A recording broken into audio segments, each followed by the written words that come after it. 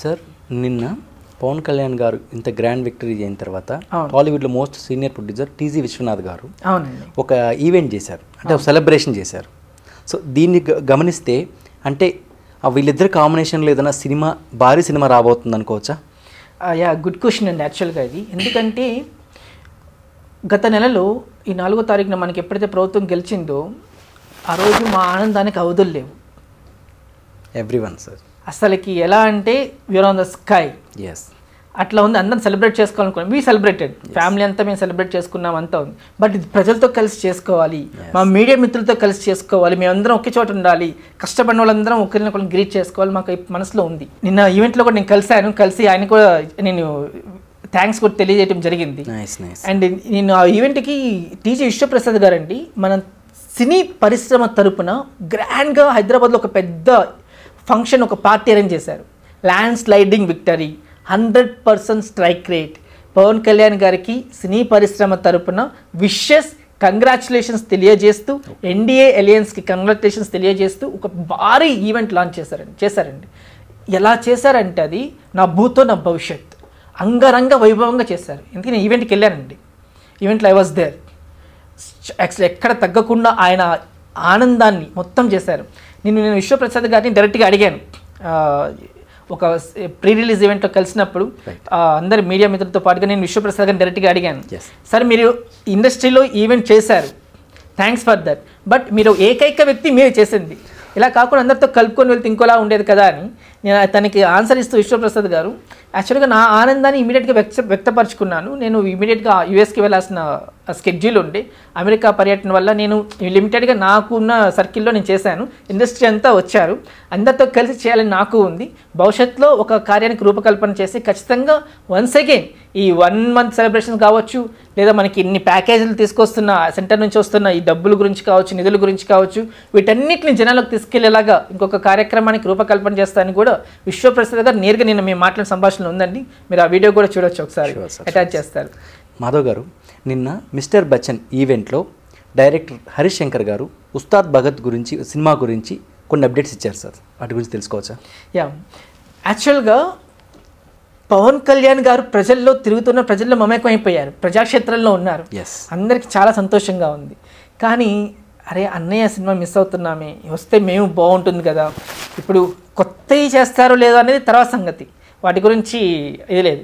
కానీ ఇప్పుడు ఏదైతే ఓజీ కావచ్చు, హరిహర వీరమల్లు కావచ్చు, ఉస్తాద్ భగత్ సింగ్ కావచ్చు, ఇవన్నీ కూడా ఎలక్షన్స్కి ముందే ఇనిషియేట్ చేసిన ప్రాజెక్ట్స్, అవన్నీ కూడా దాదాపుగా అవన్నీ కూడా కంప్లీట్ అయిపోయినాయి. పోస్ట్ ప్రొడక్షన్ ఇంకొంత మేరకు పెండింగ్ అనేది ఉంది, షూటింగ్ అనేది. సో ఇవి కంప్లీట్ అయిపోతే కనీసం మేము చూసుకోవచ్చు అనేది అయితే ప్రతి ఒక్క పవన్ కళ్యాణ్ గారి అభిమానులో కానీ, సినిమా లవర్స్లో కానీ ప్రతి ఒక్కళ్ళ మనసులో ఉందండి అది. నిన్న ఒక వేదిక మీద హరీష్ శంకర్ గారు, అంటే ఉస్తాద్ భగత్ సింగ్ హరీష్ శంకర్ గారు ఉన్నారు. అండ్ చూస్తే హరీష్ శంకర్ గారు ఎలక్షన్స్ టైంలో కూడా తనదైన మార్క్ తీసుకొచ్చారు. పవన్ కళ్యాణ్ గారు ఒక స్పెషల్ ప్రోమో, ఏంటి గాజు గ్లాస్ గురించి ఒక స్పెషల్ ప్రోమో తీసుకొచ్చారు. ఇది ఒక అంటే పగిలే కొద్దీ పదునెక్కుతుంది అనేది, ఇది ఒక గ్లాస్ కాదు ఒక సైన్యం అంటూ, అంటే ఎందుకంటే అప్పుడు షింకు గింకు అని చెప్పి మాట్లాడారండి, దానికి ఇది చేయడానికి జనాలకు తీసుకొచ్చారు. కానీ ఆయన మాట్లాడిన ప్రతి మాట నిజమైంది, సినిమాలో ఉన్న ప్రతి డైలాగు రియాలిటీగా ఇంప్లిమెంట్ అయింది అనుకోవచ్చు. ఎవరైనా హీరోస్ని రీల్ మీద చూస్తారు, మేము రియల్ హీరోని చూసిన వ్యక్తి పవన్ కళ్యాణ్ గారు ఒక్కరే. నిన్న అడిగాము, సార్ ఏంటి ఉస్తాద్ భగత్ సింగ్ అప్డేట్ ఎప్పుడు అని చెప్పేసి నేను ఒక పత్రికా మిత్రుడు అడిగినప్పుడు సమక్షంలో హరీష్ శంకర్ గారికి క్లారిటీ ఉందండి, ఎప్పుడు చేస్తారు, ఎలా చేస్తారు. ఎందుకంటే ఆయన కమిటెడ్, జనాలు ఎన్నుకుంది ప్రజల కోసం పనిచేయటానికి, డబ్బులు కడుతుంది ప్రజల కోసం పనిచేయటానికి. ఇది నా టైం కాదు, ప్రజల యొక్క సమయము, వాళ్ళ సమయాన్ని వృధా చేయను. సండేస్ హాలిడేస్ రోజున సండేస్ కావచ్చు, లేదా ప్రభుత్వ సెలవు దినాల్లో కావచ్చు, పండగలప్పుడు కావచ్చు, అప్పుడు అది దాని మీద వచ్చి మిగతాది కంప్లీట్ చేస్తారనేది జనాలకి ఆల్రెడీ ఇచ్చారు. కంప్లీట్ చేద్దరు చూద్దరు అని కూడా చెప్పారు. సో ఎప్పుడైతే ఆ డేట్స్ని చూసుకొని తెస్తుంటే మిగతా ప్రాజెక్ట్స్లో వీళ్ళ యొక్క అవైలబిలిటీని చూసుకొని అది కంప్లీట్ చేస్తాము. అండ్ సూన్ ఒక వేదిక మీద, ఒక మంచి వేదిక మీద, ఒక మంచి సమయంలో ఉస్తాద్ భగత్ సింగ్కి అండ్ పవన్ కళ్యాణ్ గారి అప్డేట్స్ నేనే ఇస్తాను, పవన్ కళ్యాణ్ గారి అభిమానులతో నేనే స్వయంగా మాట్లాడతాను అని చెప్పేసి, ఇది వేదిక కాదు, నేను ఒక స్పెషల్ వేదిక మీద మాట్లాడతాను. హరీష్ శంకర్ గారు తన యొక్క అభిమానాన్ని, పవన్ కళ్యాణ్ గారితో పనిచేయాలని ఒక ఆతృతని, ఇష్టాన్ని కూడా చాటుకున్నారండి. రాజమౌళి గారి కాంబినేషన్, పవన్ కళ్యాణ్ గారి కాంబినేషన్ సినిమా జరిగితే హిస్టారికల్గా జనరల్గా రాజమౌళి గారు హిస్టారికల్గా కాన్సెప్ట్ తీసుకొని బాగా ఫేమ్ చేస్తారు సార్. అలాంటి కాంబో అంటే ఫ్యూచర్లో రావడానికి ఎటువంటి ఏదైనా అవకాశం ఉందా సార్? అంటే అందరూ అడుగుతూ ఉంటారండి ఇది, కానీ నా పరంగా చూస్తే రాజమౌళి గారు ఆల్రెడీ పవన్ కళ్యాణ్ గారితో పనిచేస్తారు ఇండైరెక్ట్గా. ఎలా అంటారా, ఇప్పుడు పంజాలో అరుశేష్ గారు వర్క్ చేశారు. మొన్న బాహుబలిలో ఒక ఈవెంట్లో జరిగినప్పుడు అరుశేష్ గారిని ఇలా పవన్ కళ్యాణ్ గారితో అనగానే జరిగేదేమో ప్రభాస్ డార్లింగ్ సభ అక్కడ, కానీ పవన్ కళ్యాణ్ గారి పేరు తీసుకెళ్ళిన ఒక సునామీ, అరుపులు, ఆగట్ల మొత్తం దద్దరిల్లిపోయింది. సో అందరు కూడా బిత్తరపోయారు, ఇదేంటా మనకి జరుగుతుంది, పవన్ కళ్యాణ్ గారిది కాదు కదా ప్రభాస్ గారిది ఇలా వస్తుందని చెప్పేసి ఇదే ఉంటుందనేసి. ఎప్పుడైతే ఇది జరిగిందో మన విజేంద్ర ప్రసాద్ గారు మన బాహుబలి సీన్ రాస్తారు దీనికి. ఇప్పుడు మనకి పట్టాభిషేకం అప్పుడు బాహుబలికి రాకుండా తమ్ముడికి వెళ్ళినప్పుడు ఆయనకి సైన్యాధిపతిగా వస్తుంది. అంటే రాజుకి అంత అప్లాజ్ రాదు, సైన్యాధిపతి బాహుబలి అని నేననే కానీ మొత్తం దద్దరి వాళ్ళ యొక్క అభిమానం, వాళ్ళ యొక్క ఇది ఆక్రోశం ఇవన్నీ కూడా దద్దరిల్లిపోతుంది. కూర్చుంటే సింహాసనం కూడా కదిలిపోతుంది, షేక్ అయిపోతుంది. ఇప్పటికే తలుచుకుంటే గూస్ బంప్స్. ఎందుకంటే బాహుబలి అనే నేను అని చెప్పేసి ఒక్క ఇది ఆ పత్రాన్ని పక్కన పెట్టి ప్రమాణ స్వీకారానికి వెళ్తే ప్రతి ఒక్కళ్ళు కూడా అక్కడ వాళ్ళ యొక్క రోమాలు నిక్క పొడుచుకునేలాగా ఈవెన్ ఆ ఏనుగురు కావచ్చు అవన్నీ దద్దరిల్లిపోతుంది. It shows the real love. ఆ సీన్ చూస్తున్నప్పుడల్లా నా కళ్ళకు కనిపించేది పవన్ కళ్యాణ్ గారు, ఎందుకంటే ఆయన చూసి ఆయన నుంచి పుట్టింది ఆ సీన్ అది. సో ఇప్పుడు ఉంది. అండ్ రాజమౌళి గారు పని రాక్షసుడు అండి, ఆయనకి డబ్బులు ఇవన్నీ కూడా కాదు, ఆయనకి పని రాక్షసుడు అంటారు. ఆయనకి చాలా క్లారిటీగా రావాలి, క్వాలిటీగా రావాలి, రీటేక్స్ ఇవన్నీ ఉంటుంది, చాలా టైం కావాలి.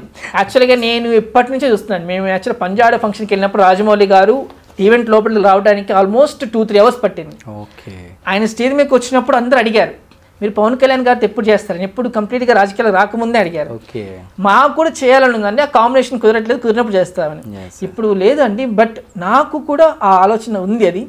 బట్ వీటన్నిటికి కూడా పక్కన పెడితే మన తర్వాతి తరాలు, మన భవిష్యత్తు, మన నేల, ఇప్పుడు హీరో అనేది ఎవరైనా చేస్తారు, రీప్లేస్ చేస్తూ రామ్ చరణ్ గారు చేయొచ్చు, ఎన్టీఆర్ గారు చేయొచ్చు, ప్రభాస్ డార్లింగ్ చేయొచ్చు, ఇంకెవరైనా ఉన్నారు. కానీ ప్రజల కోసం ప్రాణాలు ఇచ్చే నాయకుడు పవన్ కళ్యాణ్ గారు మాత్రమే ఉన్నారు. తెలుగు ప్రజల యొక్క గౌరవం కాపాడే నాయకుడు పవన్ కళ్యాణ్ గారు మాత్రమే ఉన్నారు. తర్వాత తరాలకి ఆ వనరులను కావచ్చు, వీటిని పొల్యూట్ కాకుండా కావచ్చు, వీటన్నిటినీ ఒక విజన్, ఒక భవిష్యత్తు భరోసా, మన నేల అని చెప్పుకునేలాగా ఒక ల్యాండ్ మార్క్ ఇచ్చేది పవన్ కళ్యాణ్ గారే ఉన్నారు.